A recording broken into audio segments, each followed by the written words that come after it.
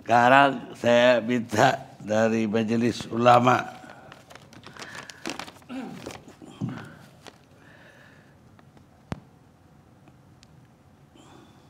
Pak Zaitun Rasmin, Wakil Sekjen Majelis Ulama Indonesia. Terima kasih Bung Karni. Assalamualaikum warahmatullahi wabarakatuh. Alhamdulillah wassalatu wassalamu ala rasulillah ba'd. Izinkan saya tetap pakai masker sebab silakan. Saya dengarkan dari Kepala Satuan Tugas ya COVID kita, Letjen Doni Munardo, bahwa kita itu kalau di luar selain social distancing juga tetap pakai masker ya. Sebab siapa tahu ada yang batuk atau di samping kita atau kita yang batuk. Jadi ini saya kira mudah-mudahan bisa tetap kita jaga bersama. Tentang masalah RUU HIP ini. Ya kita awali seperti kata Bang Fadli, tapi saya dari perspektif lain. Kalau Bang Fadli mengatakan sudah tidak seru lagi. Iya. Kalau saya justru mengawali dengan ucapan terima kasih kepada pemerintah. Ya, yang dalam hal ini diwakili tadi oleh Menko Polhukam mengumumkan penundaan. Kenapa saya sampaikan? Karena kita dalam Islam ini diajarkan man la yashkurin nas la yashkurillah. Siapa yang tidak terima kasih pada manusia tidak bisa berterima kasih pada Allah Subhanahu wa taala. Karena itu ya tentu saja sesuatu yang walaupun sifatnya sementara sedikit sudah melegakan. Namun saya juga ingin mengingatkan sepatutnya pemerintah juga berterima kasih kepada ormas-ormas Islam. Ya, baik itu Majelis Ulama Indonesia, Nahdlatul Ulama, Muhammadiyah dan berbagai ormas Islam lain yang begitu banyak telah menyampaikan penolakan terhadap RUU ini ya, dan juga pesantren dan tokoh-tokoh yang tidak sedikit. Ini agar kita tahu bahwa sebetulnya pemerintah itu tertolong. Kan pemerintah mengambil keputusan untuk menunda ini sudah mempertimbangkan tidak cocok saat ini kan begitu. Ya. Artinya pemerintah mendapatkan feedback, mendapatkan masukan. Jadi kita berterima kasih pada pemerintah, tapi kita berharap bahwa pemerintah menghargai apa yang telah dilakukan oleh umat ini sehingga ini tidak sesaat. Ya. Dia menjadi sesuatu yang bisa dibangun dengan baik. Aspirasi ini diterima dan apa yang dilakukan pemerintah dengan penundaan ini kami berharap bukan seperti kata orang Arab lil iskat, untuk membungkam saja. Ya, untuk menenangkan saja. Tapi dengan ketulusan, dengan kajian bahwa memang ini tidak tepat. Ya. Apalagi telah disampaikan dengan kuat oleh para ulama dan juga tokoh-tokoh yang tidak sedikit jumlahnya. Itu yang pertama. Kita berharap bahwa pemerintah kalau ingin misalnya lebih dalam untuk mengetahui aspirasi ini bisa berdialog langsung. Ya, dan itulah harapan mengapa MUI menyampaikan hal tersebut, misalnya di poin 8 bahwa diharapkan kepada pemerintah karena memang DPR sudah melempar ke pemerintah. Ya, jadi memang sasaran maklumat itu diharapkan pemerintah dalam hal ini alhamdulillah sudah dipenuhi untuk ditunda, tapi kami berharap sampai pada tingkat nanti ditolak di masa-masa yang akan datang. Kalau yang disampaikan oleh Pak Ahmad Basarah tadi, ya kita mungkin cukup terpukau dengan penyampaian beliau sebagai seorang tokoh di DPR yang memiliki idealisme yang cukup baik dan wawasan yang sangat luas. Tapi kita perlu ingatkan bahwa sebetulnya topik pembicaraannya itu bukan itu. Ya, jadi udah bagus banget itu ya penjelasannya. Tetapi masalahnya bukan itu. Masalahnya sekarang umat beragama, ya, terutama umat Islam, merasa terusik ya, rasa kebangsaannya dengan RUU HIP ini. Dan poin-poinnya jelas. Kita berharap lebih fokus ke situ. Lebih fokus ke persoalan poin-poin ini. Nah, saya akan masuk kepada poin-poin itu. Saya tidak akan bahas yang banyak karena itu lebih bagus diserahkan pada ahlinya. Berkenaan dengan masalah undang-undang, berkenaan masalah tata negara, dan TV One sudah mengundang ahli-ahlinya, termasuk yang dari DPR. Tapi ada dua hal paling tidak dari para ulama, dari berbagai ormas menyorotinya. Yang pertama di pasal 7. Pasal 7 ini penting untuk kita angkat lagi. Bahwa ini adalah persoalan yang sangat-sangat mendasar. Pasal 7 yang begitu terang-terangan ingin menjadikan Pancasila itu jadi Trisila, lalu Ekasila. Maka siapapun yang membacanya dari umat yang beragama akan sangat terkesan bahwa ini ingin melumpuhkan sila pertama dari Pancasila itu. Karena digiring dari Pancasila menjadi Trisila. Ketuhanannya sudah tidak lagi di atas dan kemudian di bawah ketuhanannya sudah bukan lagi yang Maha Esa tapi yang berkebudayaan. Kemudian ketika dia menjadi Ekasila sekalian dibuang. Jadi ibaratnya ini ingin menggiring pelan-pelan. Maka saya kira tidak salah dengan judul ini. Dan begitulah pemahaman para ulama, ini ingin melumpuhkan sila pertama. Sementara sila pertama ini itu jelas merupakan sila terpenting dari Pancasila itu. Kenapa? Kalau kita lihat, saya mulai dari yang formal dulu, yang sudah normanya jelas, ya, yang hasil keputusan 18 Agustus 1945. Itu kan jelas disebutkan berdasar kepada ketuhanan yang Maha Esa. Itu di pembukaan 1945. Ini juga perlu diajarkan kembali kepada generasi kita bahwa Pancasila itu naskahnya itu yang pertama itu berada dalam naskah pembukaan.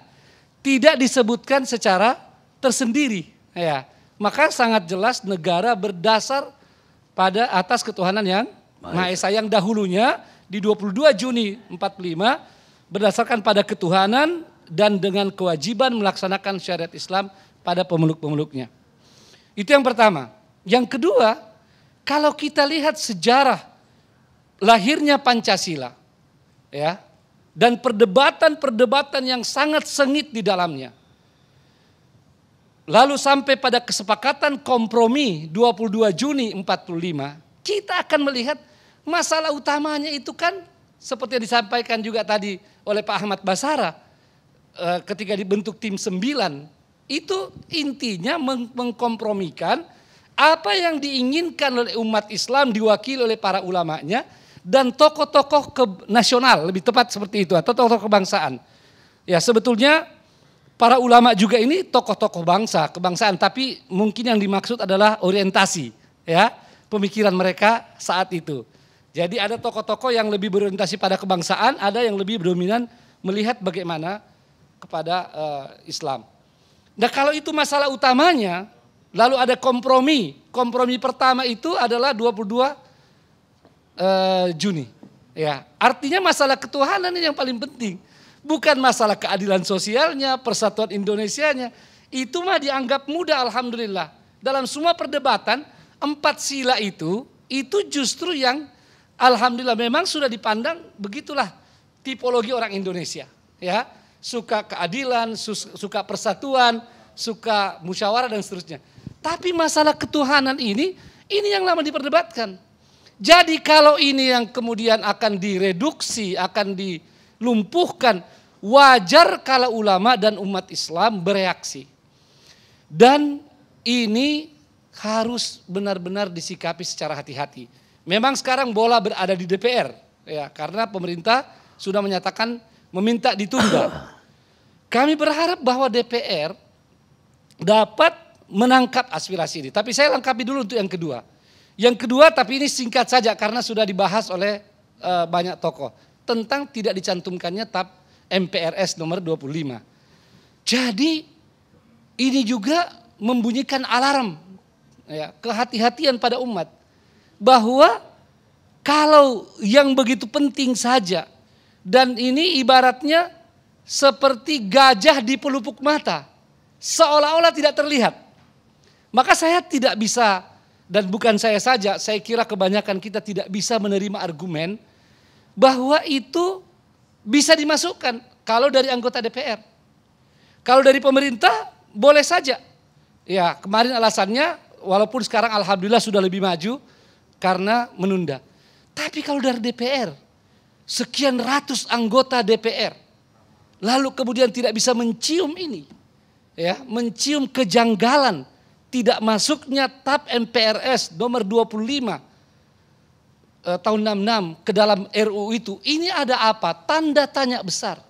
Sehingga di medsos, ini mohon maaf bukan bahasa saya, di medsos banyak yang menulis, mungkin karena COVID, anggota DPR penciumannya juga tidak tajam lagi.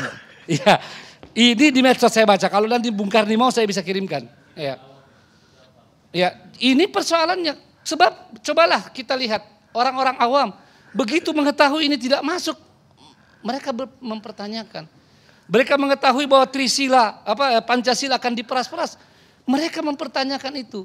Nah, maka dari itu dan tentu saja alasan bahwa ini diusulkan oleh fraksi lain juga, dengan segala hormat kepada Pak Ahmad Basarah, ya saya juga sebetulnya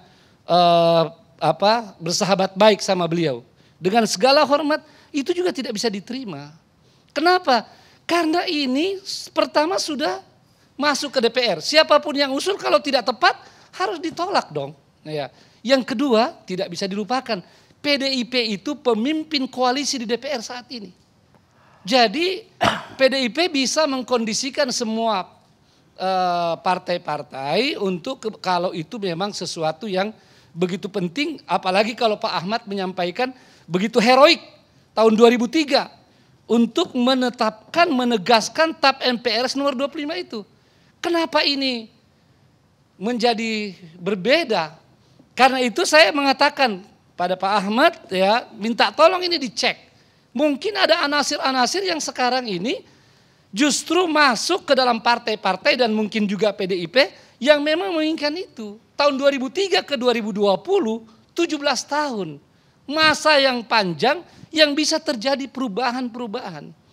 Maka dari itu, kami dari Majelis Ulama Indonesia dan juga senada dengan Muhammadiyah, Nahdlatul Ulama, dan ormas-ormas lain. Saya tidak usah sebutkan lagi karena takut ada sebagian tidak tersebutkan. Tapi kalau dua ini harus disebutkan karena memang semua mengakui inilah ormas terbesar yang ada di negeri kita. Dan subhanallah bahasa mereka sama. Ya, MUI dulu, lalu Muhammadiyah, lalu PBNU sore ini. Bahasanya sama. RUU ini harus ditolak. Ya. Di samping banyak mafsadat yang mungkin muncul, dan ini bahasa yang penting bagi ulama, juga para ahli seperti yang kita dengarkan tadi mengatakan tidak diperlukan ini. Kalau memperkuat BPIP, banyak ahli-ahli hukum sudah mengatakan sudah cukup dengan Kepres itu. Dan kalau diperlukan undang-undang, tentu silahkan saja. Dan selama ini kalau disebut tadi banyak undang-undang yang mungkin dianggap selevel, tapi kenapa mesti diawali dengan suatu kefatalan ini? Karenanya bagi kami ini persoalan yang harus diseriusi. Dan kami tentu walaupun sekarang ditunda, kami menitipkan kepada DPR dan kepada pemerintah bahwa sudah jelas suara dari para ulama, ormas-ormas Islam dan banyak tokoh ini tidak cukup untuk sekedar dirubah, sekedar ditunda atau dirubah sebagian pasalnya. Kenapa? Kalau ditunda lalu dibahas lagi, lalu sebagian pasal itu dijanjikan untuk dirubah, tidak ada jaminan juga bagi kita. Dan rakyat saat ini sangat lemah untuk mengontrol itu. Kalau dahulu saja DPR masih berimbang kekuatan di dalam, kita tidak bisa begitu yakin. Bagaimana lagi dengan komposisi DPR sekarang, ya, di mana pengusung daripada RUU ini itu menjadi sangat dominan. Maka boleh jadi kemudian ini bisa akan lolos dengan mudah. Maka ya saya meminjam kata seorang tokoh, ya saya tidak usah sebut namanya, tokoh Islam, seorang kiai yang luar biasa di negeri ini, bahwa RUU ini nampaknya lebih baik diaborsi. Kenapa? Ya, karena bila ada satu janin yang memang akhirnya dapat membahayakan ibunya, ya, apalagi membahayakan keluarganya, masyarakatnya, ya, dunianya, maka lebih bagus diaborsi, ya. Itu sudah jelas itu, lebih bagus diaborsi. Dan secara agama juga demikian. Bahkan di surah Al-Kahfi, ya, suatu peristiwa yang luar biasa yang dilakukan oleh Khidir alaihissalam di depan Nabi Musa alaihissalam yang saat itu ilmunya memang masih di bawah daripada Khidir. Ketika Nabi Musa membunuh seorang anak, Khidir bertanya, kenapa? Musa alaihissalam bertanya, kenapa? Diceritakan, ya, karena Khidir mempunyai ilmu dari Allah SWT tentang apa yang akan terjadi, ya, pada anak itu. Saya tidak ingin berpanjang lebar, ya, ini yang kami ingin sampaikan bahwa mudah-mudahan dengan aspirasi dari masyarakat, lalu kemudian telah diumumkan penundaan dan kita dengan acara ini ditonton oleh hampir semua barangkali atau puluhan juta bangsa, kita mengetuk hati para anggota DPR, para negarawan, tolong ini dicabut saja. Ya. Bola dilempar ke DPR, mohon DPR cabut. Dan ar-ruju' ilal haqqi wajib. Kembali kepada kebenaran itu adalah merupakan kewajiban. Dan kalau masih mau membuat undang-undang memperkuat BPIP silahkan, tapi buat RUU dari awal yang lebih baik kalau memang itu para ahli juga dapat memberikan persetujuan, ya, tentang hal tersebut. Namun RUU ini, ya, kalau tidak ingin menimbulkan masalah di masyarakat, ini sebaiknya, ini seharusnya dicabut, ya, dicabut karena akan selalu meninggalkan perasaan pada umat. Bahkan Muhammadiyah dengan terang-terangan, kalau ada pertimbangan tentang trisila, ekasila itu akan dimasukkan karena pertimbangan sejarah. Jangan salahkan kalau umat Islam kembali mengingat lagi luka lama, ingin mengembalikan 7 kata itu. 7 kata yang diperjuangkan dengan tidak mudah. Saya perlu sampaikan bahwa setelah 18 Agustus tahun 45, perjuangan mengembalikan 7 kata itu belum selesai, Bang Karni. Dan kita tahu semua, tadi sudah dikemukakan. Diperjuangkan secara konstitusional tentunya, ya, bukan di luar konstitusi seperti yang dilakukan oleh PKI. Dilakukan melalui perjuangan lobby-lobby kepada Bung Karno oleh Mr. Kasman Singodimedjo dan ulama-ulama lain yang dijanjikan sampai undang-undang sementara nanti dimasukkan, toh tidak masuk. Mereka sabar lagi, dan inilah sifat daripada umat Islam dan ulama secara mayoritas. Jangan lihat segelintir kaum muslimin, ya, yang menyimpang, yang melakukan tindakan-tindakan ekstrim itu. Itu tidak mewakili ajaran Islam, umat Islam, apalagi ajaran Islam. Tapi lihat umat Islam yang umum dengan sabar, ya, dengan tenang, tapi mereka tidak pernah berhenti berjuang. Secara konstitusional memperjuangkan 7 kata itu sampai tahun 1959, sampai keluarnya dekret itu. Dan mereka sedikit tenang karena dalam dekret presiden 5 Juli 1959 itu, Bung Karno mengatakan dengan tegas kembali kepada Undang-Undang Dasar 1945 yang dijiwai oleh Piagam Jakarta dan menjadi satu kesatuan yang tidak terpisahkan. Dan itu adalah lembaran negara kita. Artinya setelah 59 umat Islam sudah menganggap selesai. Kita sudah berusaha, sudah berjuang secara konstitusional. Tapi ternyata bukan itu yang ditakdirkan buat kita. Mari kita berjuang tinggal mengisi. Umat Islam berusaha mengisi kemerdekaan, membangun negeri ini. Dan tetap sepakat, tetap memegang yang namanya mithaq. Ini istilah Pak Kiai Ma'ruf Amin, wapres kita. Mithaq, perjanjian. Dan alhamdulillah kita konsisten dengan perjanjian itu. Maka mohon, jangan ada orang-orang yang kemudian mau menunjukkan tidak konsisten dengan mithaq itu. Ini bisa menyebabkan umat Islam juga kemudian akan berpikir, kalau kalian tidak mau mematuhi kesepakatan kita, perjanjian kita, ya kompromi kita, maka bagaimana lagi kami dapat menjaga itu. Inilah yang diingat oleh Muhammadiyah, dibacakan kemarin oleh Seku Muhammadiyah bahwa ini bisa membangkitkan umat Islam untuk menuntut kembali 7 kata dalam piagam Jakarta itu. Baik. Saya kira ini yang perlu kami sampaikan. Ya. Dan sekali lagi mohon mudah-mudahan DPR dengan umpan balik tadi ini dari Presiden, dari Menko Polhukam dapat mencabut dan tidak meneruskan lagi RUU HIP ini. Terima kasih. Baik. Pemirsa, bagaimana cara mengetahui orang-orang yang punya paham komunis? Mereka adalah orang-orang yang membaca Karl Marx dan Lenin.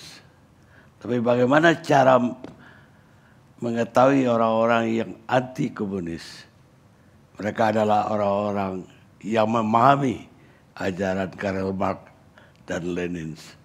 Bukan kata saya, kata Ronald Reagan. Kita rehat sejenak.